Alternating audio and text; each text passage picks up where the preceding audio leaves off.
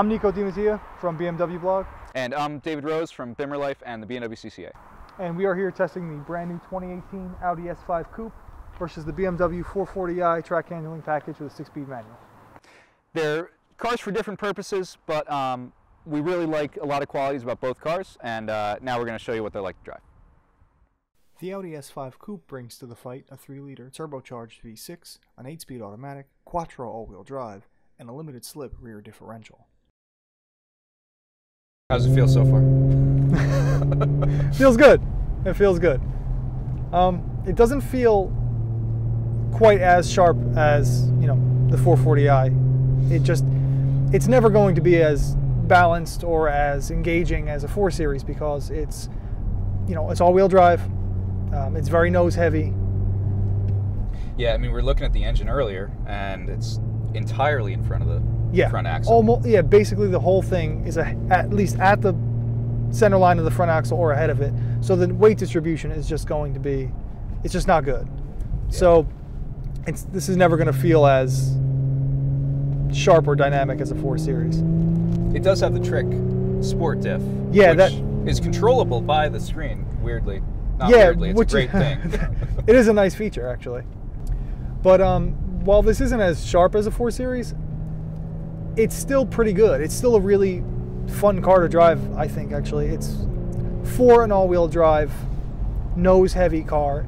It's composed and it does... it handles pretty well. The front end grips better than I thought it would. I thought it would understeer a lot. But, you can really tuck the nose in and have some fun with it. And I think, like you said, a lot of that has to do with that trick rear diff. The limited slip diff at the back really helps kind of rotate the car around corners. And as you said, you can adjust it. So if you put it in its dynamic setting, I guess it becomes a little more aggressive and will allow you to, it'll push the rear out a little bit more. Yeah, that's true. And actually, listening to you drive, it's an interesting, because I had it in manual mode and it was really quick and it was actually really a lot of fun. But in automatic, I really liked some of those automatic downshifts. That was a pretty good programming touch, unless that was you. No, it wasn't me. It wasn't me. It is pretty good in automatic mode in the sport setting. It's willing to shift down pretty quickly, actually. Just even light prods of the gas, and it's willing to drop a couple gears to give you what you need. Having said that, though, when you're in D, I've noticed, like just regular automatic mode, it's kind of lazy and it doesn't want to. And I guess that's just programming, that's how they want it. So I don't think it's a problem, but it gets a little lazy in traffic. If you're trying to shoot a gap on the highway or something, it doesn't want to shift down right away. So it can be a little annoying in D. But when you're in the sport automatic mode, it's sharp and it's lively. Yeah. I'm also a touch disappointed with throttle response because there's a little bit of turbo lag. Under 2,000 RPM, you really don't get much at all. And there's actually a little boost gauge here, and you can see under 2,000 RPM, it's not giving you any boost. But then as you start to, dip into the throttle more, you start to give it more gas.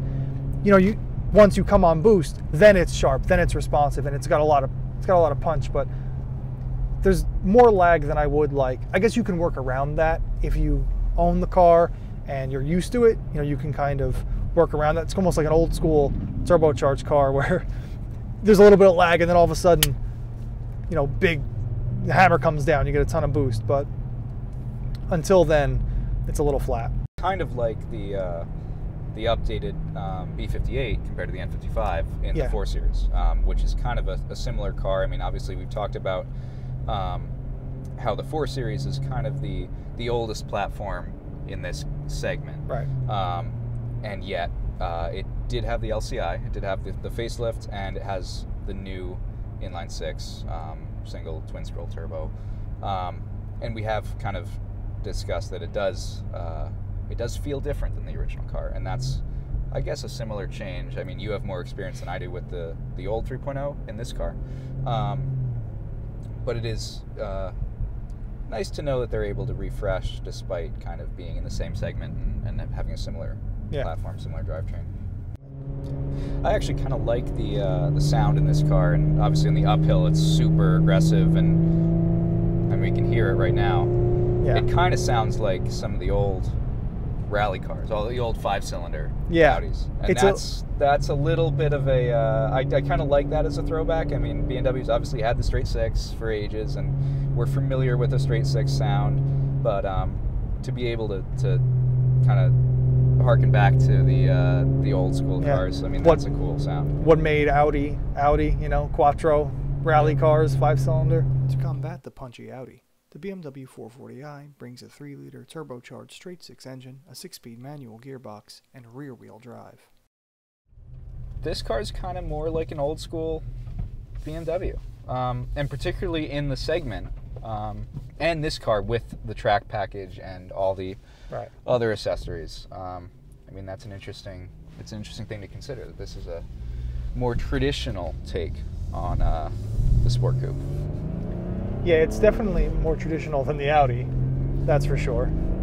You know, front engine, rear drive, 6-speed manual. It is a traditional sports car in that sense. And it definitely feels it, and it definitely feels more analog than the S5 does.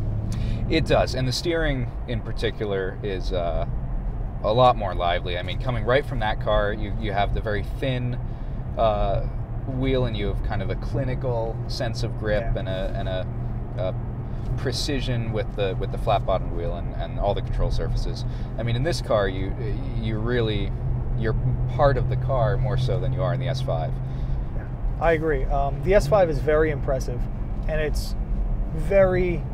it is more dynamic than people might think, and it's more dynamic than I thought it was going to be. But it does feel like Audi has done that, and Audi has, you know, it feels so computerized and so high tech that it's what's impressive. Whereas in this, if you're driving fast, if you feel like you're what's impressive, you know what I mean? You feel like you're driving is what's impressive. That's such a great point. Yeah, because this is a driver's car, and that's part of the big appeal. I mean, we've talked about how this is an older platform. It's an older car for its segment. I mean, Mercedes has a new product, Audi has a new product. This car has been updated. It has the B58, not the N55 from the 435. It does drive better. I feel like, I mean, there's a little bit more of a surge of power, a little bit. It's more responsive. I think there's a little bit more torque. I'll have to check on that.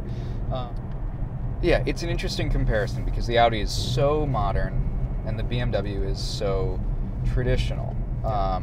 But the BMW is kind of more of a pure car, and it'll be interesting to see how time treats this car and the Audi, because I mean, you have this car which is rear-wheel drive, manual, and confidently offered with the manual, I would say. I mean, this is a car that people do buy with the 6-speed. And also, it's worth mentioning that this particular car, because we've talked a lot about kind of equipment that we like and equipment that we like with each car, and one of the things you have to remember is that this is a 4 Series that's set up very differently than the Audi is, as far as options it has and where it sits in the model range. I mean, this is a rear-wheel drive 4 Series, which is not something that they sell a lot of, especially here in New York, Northeast. It's all X-Drive, yeah. That's true, yeah, and we're surrounded by snow right now, and it's 31 degrees, and we have Michelin Pilot Super Sports, which we shouldn't necessarily be pushing to their limits. Although, earlier today, I mean, we were coming around some of these corners and at legal speeds. I mean, this road it's a pretty wide road, but we were pushing kind of the edge of grip for. Well, I was trying to find the edge of grip for this car, and you were in the Audi, and I mean, I couldn't find the limit where it pushed, and I didn't want to push it too hard, but it was interesting considering that your experience sitting right behind me. Yeah, I couldn't keep up with you at all, actually, because the Audi is on winter tires, which is welcome in these temperatures. However, they don't have anywhere near the grip, and your Michelins were already hot by then because we had already done 2 hours, almost, you'd already done a few hours of driving, so they were already nice and warm and sticky. So you were, you had tons of grip, where my winter tires just, even in the all-wheel drive Audi, it just ran out of grip, and I could not keep up with you with some of the faster stuff. Yeah, and this car, of course, has those because it's the track pack. Yeah. And it's the track pack 440i, track handling package 440i, which gives you these tires, which are really great, obviously. The Michelin Pilot Super Sports. It also gives you the slightly more aggressive brakes, more capable brakes, and I think it has some suspension differences.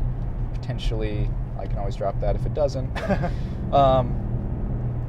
But it does, that and the rear-wheel drive and the manual transmission do make this quite a bit more of a driver's car, although it should be said that the 4 Series platform is probably the more tactile and more engaging platform once you're up to speed. Oh yeah, for sure. It's better balanced. You know, this has a 50-50 weight distribution, or as close as you're going to get, and the Audi is very front heavy. So this is just the more natural athlete of the two. And I think you're going to feel that feeling is going to be exaggerated at high speed. One thing I also wanted to mention is you said this has the track handling package. That also comes with BMW's variable steering rack. That's true. The Audi has a variable steering rack as well. You just jumped out of the Audi and now into this. How do you feel about the differences between the two steering racks? The variable, can you tell a difference? Is there a significant difference between the two? Well, it's been a while since I've driven the 4 Series without the more dynamic steering rack, but I can say that this car does feel more natural. I kind of notice it a little bit less. The Audi has a touchier steering at speed, which is also, as we talked about, controllable in the Audi. You can actually adjust that settings, on the fly. In the end, the Audi S5 Coupe is the faster car, the better looking car, and the more exciting car of the two. It has a more special interior, better technology, and it just feels more modern. Sure, it has its flaws, but it makes up for them with character and a killer soundtrack. The BMW 440i is the better balanced car, and it's the better athlete for sure, but it's not as good looking, has a bland interior, and isn't as exciting or as special feeling as the Audi when you aren't absolutely hammering it. So even though it's a good car, it just doesn't have the special or exciting feeling we were hoping from a two-door performance coupe. All right, so we got to see both cars. We both got to drive each car. What are our main takeaways from it? I think that I don't think there's any question. The 4 Series, the 440i with the track handling package, is the better driver's car. It's better balanced. It has better steering. This one's rear wheel drive, so it's going to feel sharper and more engaging. But I think the Audi is a really compelling overall package. I think it looks better, and I think it's just as fast, and its Quattro grip, makes it fun to drive in its own way. Yeah, and I particularly liked the transmission, the sound of the shifts in the Audi.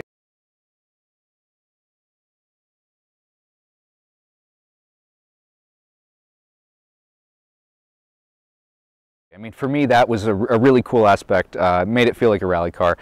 I think for me, the 440i, especially in a manual, especially in rear-wheel drive, seems to me like the car that I would enjoy owning for a long time. Yeah. I mean, the Audi's really cool, it's really modern, but we know that sometimes the cars that age best are the cars that are simplest and most traditional. Yeah. And so for me, I think the 440 is really impressive that way because it's still offered with a manual, it's still offered rear-wheel drive, and it has that excellent kind of modern, really smooth straight six with the twin scroll turbo that is pretty linear, and it just feels more connected to the road in a way that kind of reminds me a lot of older BMWs. Right, and I think you're right. I think the 4 Series is going to age better. I think in the years will be kinder to the 440i, especially because it's you can still get it in a manual, and it is the more driver-oriented car. But I think right now, there's something really compelling about this Audi. I think it looks fantastic. I think the interior is better. The engine is still really great. It's pretty smooth for a 90-degree V6. And it's very punchy and it's very loud. And like you said, it kind of sounds like a rally car. It's a little bit more exciting. So I think for that reason, right now, while time might not treat this as well as it treats the 4 Series, I think if it were my money, I would actually go with the Audi S5 just because it's a little more modern. That is an old platform and an old chassis. It is. Yeah. Maybe that's not fair, but it is more modern and it's a little bit more exciting. I think it's a little bit better it's more well-rounded. I think it's better at slow speed because it's more exciting at slow speed. I think you have to push this hard to really get that driver feel out of it. So for my money, I think I'm gonna go Audi.